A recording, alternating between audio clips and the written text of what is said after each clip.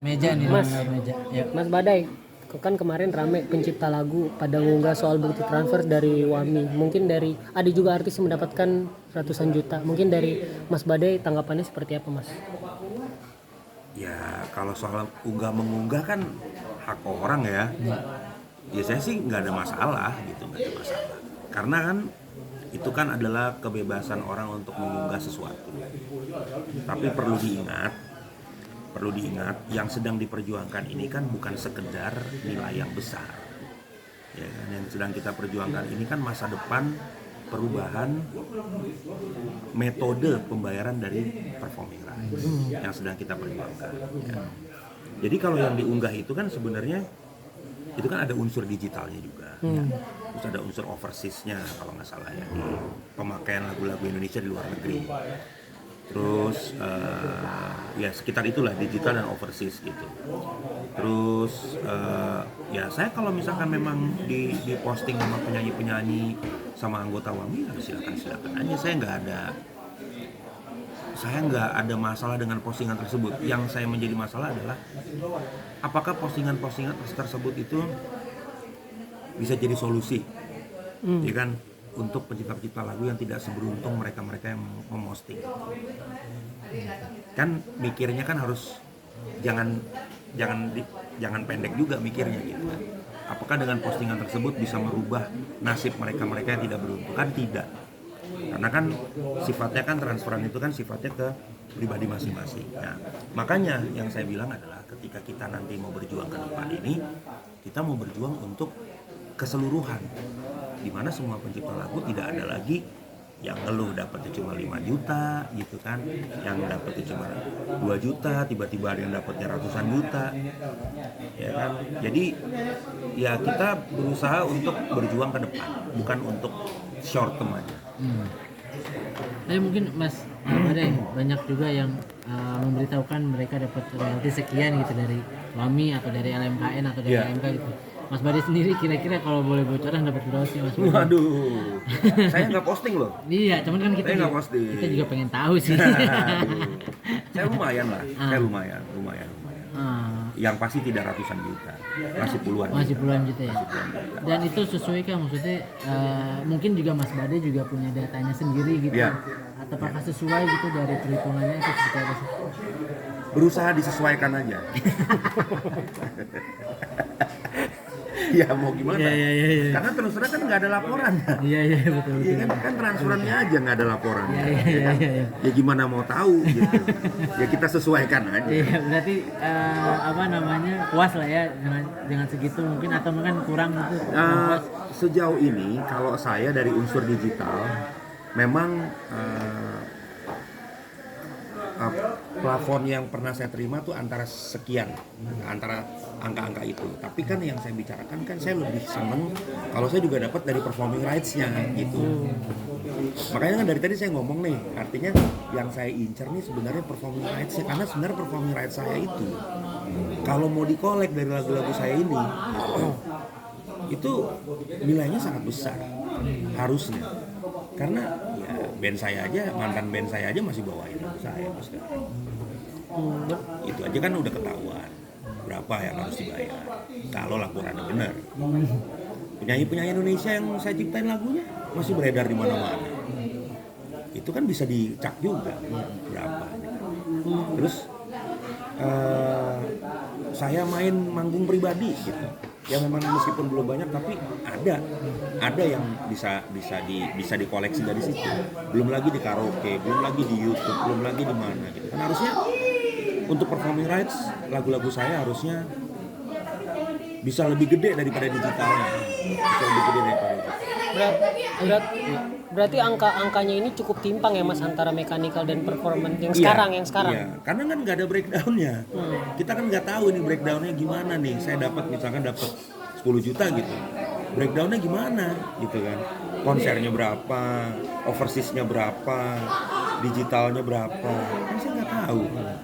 Jadi kalau tadi Mas tanya sesuai nggak, puas nggak? Ya disesuaikan aja, dipuas-puasin aja. Udah disyukuri lah intinya gitu. Mas, tadi Mas Dencas juga rekan-rekan aksi juga mengomentari soal mendapatkan 5,2.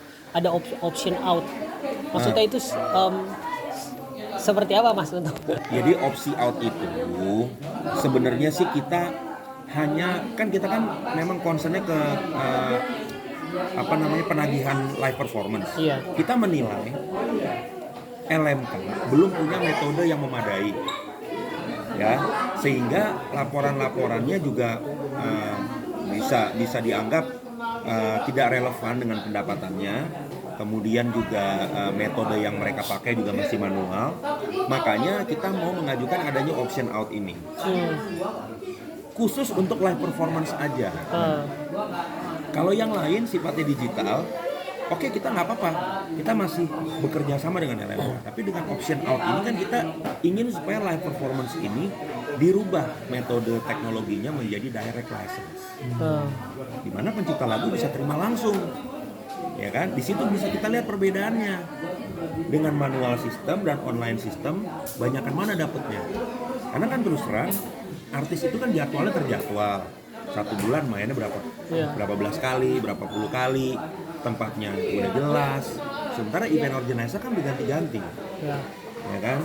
Terus belum tentu mereka punya surat izin usaha juga. Nggak semua IO punya surat izin usaha. Ada yang insidental, ketemu bikin IO, besok undang saya, habis itu bubar, kan bisa aja. Tapi kalau artis kan terjadwal. Jadi peluang untuk mendapatkan lebih besar itu menurut saya peluangnya sangat besar, dan pencipta lagu pun kalau mau dapat langsung bisa. Itu yang kita mau mengajukan option out itu adalah kita menarik pengelolaan itu yang selama ini dikelola oleh LMK untuk performing. Ayo ini kita kelola dengan aplikasi yang sudah kita sediakan. Kapan Mas kira-kira untuk melakukan langkah nyata option out itu? Apakah sudah terpikirkan deket-deket ini, apa memang nanti dulu setelah DL-nya itu disahkan atau seperti apa? Aplikasi sudah siap, tinggal urusannya lebih kepada regulasi. Oke. Ya kan? Nah sekarang kan revisi undang-undang kita ini kan sedang berjalan di Prolegnas dan di Balek kan. Ya, kita tunggu pemerintah ngetok palunya kayak gimana. Karena kita nggak mungkin berjalan tanpa kehadiran pemerintah. Karena itu bisa jadi ilegal, ya kan? Kita nggak mau juga melanggar hukum. Jadi buat teman-teman semua yang masih negative thinking ya terhadap apa yang kita laksanakan ini, kita tuh nggak punya kepentingan apa-apa. Yang kita punya adalah kita ingin nasib pencipta lagu itu diperbaiki. Ya, ini kan udah puluhan tahun terjadi seperti ini. Jadi tolong teman-teman juga punya rasa kemanusiaan. Saya mungkin masih beruntung dapat yang tadi saya sebutkan. Teman-teman yang lain masih ada yang bahkan ada yang dapat ratusan juta. Itu bukan problem buat kita. Tapi yang menjadi problem adalah mereka yang hidupnya hanya bikin lagu doang. Kalau saya masih manggung. Saya masih punya band sekarang. Saya masih manggung solo, saya masih bikin lagu. Saya masih ngajar musik, tapi kalau yang cuma bikin lagu doang di studio, dia cuma mengharapkan 1-2 lagunya yang hits, kan kasihan. Itu yang mesti dipikirin. Jadi short termnya jangan cuma mikirin lu masih mending dapat puluhan juta, ratusan juta. Ingat loh, seorang Badai itu pernah dapat performing rate tuh 494.000 bos. Kapan tuh Mas? Ada tuh di handphone gua. Kapan? Tahun berapa? tahun lalu, 28 Agustus 2024. 1 tahun 2024 itu performing rate saya 494.000. Padahal kalau berdasarkan data yang Mas harusnya lebih tinggi banget harusnya. Saya lebih hits lah lagi daripada Piu. Piu 150.000. 125 Mas. Saya 125 ya. Saya jauh tuh. Tapi ya nggak ada sejuta juga. Ya gitulah, apalagi Mas Piu. Udah ketahuan jadwal. Ya kan, udah pasti ratusan juta udah bisa dapet. Kecuali pengelolaannya nggak bener ya. Ya gitulah. Mas Bade tadi bilang mantan band masih mainin lagu Mas Bade gitu. Itu dia DL kan, maksudnya direct license, ngobrol langsung ke Mas Bade seperti itu. Kemarin ada beberapa eventnya yang akhirnya bayar direct license ke saya. Oh. Ya, nggak apa-apa, mas saya nggak ada masalah. Artinya gini aja lah, apa namanya, saling tahu-tahuan aja, saling tahu menahu aja. Kemarin ada beberapa event akhirnya dari passion selesai. Berarti cukup patuh ya Mas? Apa? Mantan bandnya sendiri untuk bayar DL sendiri, untuk berapa DL? Ya akhirnya mematuhi juga sih. Habis gimana ya kan, kalau nggak patuh susah juga kan. Berarti secara nggak langsung mereka juga menghargai karya ciptanya Mas? Harus dong. Kan saya juga menghargai dengan memberikan keleluasan mereka untuk membawakan. Kan gitu. Tapi selain mantan band mungkin ada yang nggak minta izin selama ini atau biasanya minta izin gitu? Nggak minta izin mah banyak. Penyanyi-penyanyi Indonesia yang saya buatin lagunya juga kontak aja enggak. Tapi ada beberapa sekarang penyanyi-penyanyi yang udah kontak saya. Ada 3-4 penyanyi yang, Mas, aku bawain lagumu yang ini ya, gitu. Gimana sistemnya ada. Tapi banyak juga yang nggak menghubungi. Berarti sebenarnya kalau sekedar izin aja Mas Badai sebenarnya udah mengapresiasi ya? Ini pertanyaan bagus. Artinya gini, uang itu bukan segalanya. Yang buat saya nomor satu adalah respect, ya kan? Ada beberapa penyanyi yang ngubungin saya, dia kasih tahu budgetnya, Mas, budget gue cuma segini, nggak usah lah, santai aja gue. Yang penting respect. Ini kalau udah nggak respect, nggak ngontak, nggak bayar, apalagi izin, kan gitu repot kan urusan. Contohnya siapa Mas yang respect yang mana? Segala, itu kode etik, tidak boleh dibahas. Pokoknya intinya penyanyi ada yang respect ya? Iya, penyanyi ada. Oke, Dan penyanyi ini masih sampai hari ini masih hits. Dan lagunya memang saya buat. Oke, siap Mas Badai. Terima kasih Mas. Mas Badai foto dulu Mas Badai. Ayo.